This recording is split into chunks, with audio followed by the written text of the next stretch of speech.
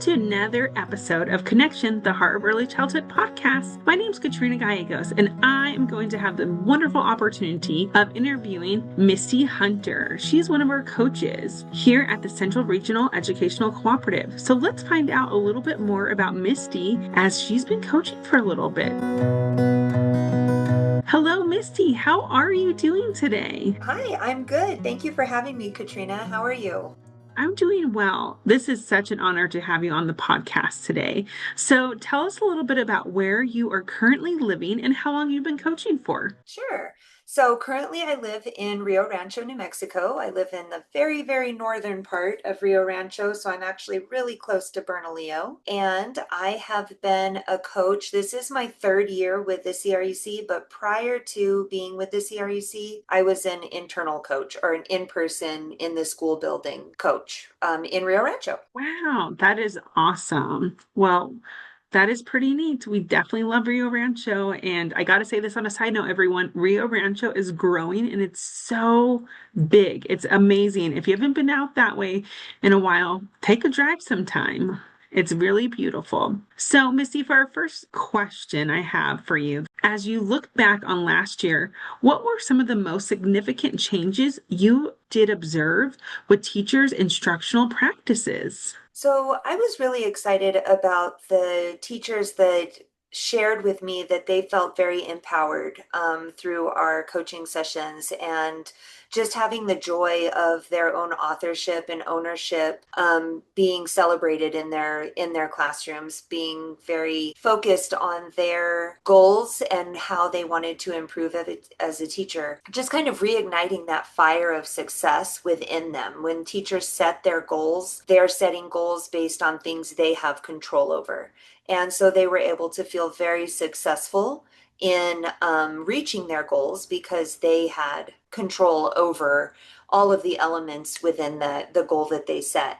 And then they were able to share with me how excited they were about student outcomes and how much their students were learning, and have those conversations turn back to what did you do to support your students in learning, whatever that was, whatever the thing is that they were hoping for the students to learn, and really having the opportunity for celebration that we as teachers, we matter. What we do matters, and teachers having that opportunity to share their celebrations and their effectiveness. Yes. Oh my goodness. And I love that you talked about like celebrating, right? And also that control, right? Like that choice. They have that choice and voice that is so critical when setting goals. And that really, I think, Missy, when you're talking about it, it makes them really have that connection to what they're doing and that they want to try something potentially new for themselves. Or maybe they're working on a skill that they're like, I've been doing this for this many years and I'm ready for like a change in it. Or I know I'm missing something, but I just can't figure it out. And having a coach beside you during that process, I think is just so critical for them too. But that's wonderful to hear about that, and that your teachers also got to kind of go in a little bit more, and they saw like a shift in their students and the children that they were working with. I think that is amazing just to see a change in behavior, what we can do for ourselves with our practices and how it changes. So thank you for Absolutely. sharing that. Yeah, sure. What new opportunities or shifts are you most looking forward to as you begin working with teachers this year? Yeah, for sure. So I think the big thing right now is the incorporation of class into the menu of practice, and then this leading into the incorporation of class into practice-based coaching. And so that is definitely what I'm most excited about, is being able to gather that class data, use that class data, interpret that class data. Part of the reason why I'm excited about that is because the class observation tool is really a tool I believe in. And I think that measuring those interactions between adult to adult, adults to children, and then children to children among themselves is really key. And it's a cornerstone to ensuring success in classrooms. And so if I really truly believe in the tool that we're using, um, then having that tool be incorporated and woven into the menu of practice and then practice-based coaching is, I feel, only going to strengthen everything more. I also know that the menu of practice was ready for a revival, and we've been using the same menu of practice for a while. And so this one is the updated version, and I am super excited to start digging into that, using it, and talking with teachers about what these practices are actually going to look like in their goals and in their classrooms. Yeah, I love that you mentioned that class observation because it is so critical, and that's one of the things that have shifted for this actual year is that all class observations will be done in the fall. And I just think what you're saying there as you get into coaching is going to be so critical with teachers and supporting them with their practice. And I agree. I believe in that tool for sure. Like it is amazing. Just the information you can get from it as a observer, but then on the flip side too, as a teacher getting it, that you're able to use it and right away put it into practice of like, oh, this is an area of growth, or this is an area I'm really exceeding at, and celebrate those moments and those times that you're having. So, and you also dropped a little bit about that menu of practice. It definitely was time for that shift and making it more vibrant, right? Like going into those practices even deeper is what I'm thinking.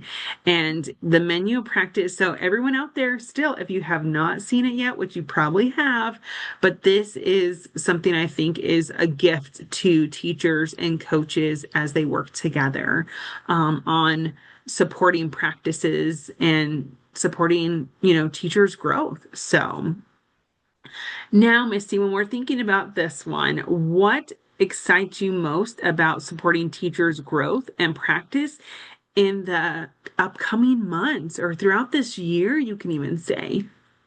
Yeah, fantastic. So I'm very used to being a leader and feeling like I'm leading the path and leading the charge, and I have a different role as a coach. It's really the teacher's journey, and I'm walking alongside them. And I know I have a lot of knowledge and expertise to offer in the partnership, but I've learned to walk at the speed that the teacher needs to walk, or the speed that the teacher wants to walk at that time, while still having the shared goal of improved teacher practice leading to enhanced greatness and student outcomes.